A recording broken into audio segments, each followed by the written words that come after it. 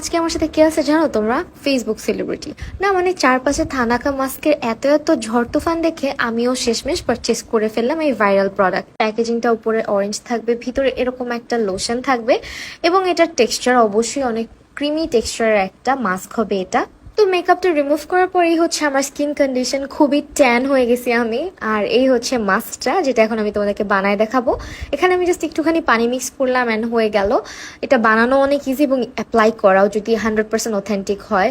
So আমি তোমাদের একটু অ্যাপ্লাই করে দেখাই, দেখো খুব ইজিলি কিন্তু এটা অ্যাপ্লাই হয়ে যাচ্ছে স্কিনের মধ্যে। থানাকা আমাদের স্কিনের সান ট্যান কমিয়ে স্কিনকে কয়েক শেড পর্যন্ত ব্রাইট করতে হেল্প করে, স্কিনের পোর্স মিনিমাইজ করে। এছাড়া আমাদের স্কিনের ডার্ক স্পট বা হাইপার পিগমেন্টেশন থাকলে সেটাকেও কমাতে সাহায্য করে এই মাস্কটা। 10 থেকে 15 মিনিট রাখার পর ওয়াশ করার সাথে সাথে স্কিনে কিন্তু একটা ইনস্ট্যান্ট চেঞ্জ তোমরা দেখতে পারবে। স্টোর থেকে আসার পরে আমার স্কিনটা অনেক ট্যান হয়ে গিয়েছিল, আমি 6-7 বার এই মাস্কটা ইউজ করে অনেক ভালো রেজাল্ট পেয়েছি।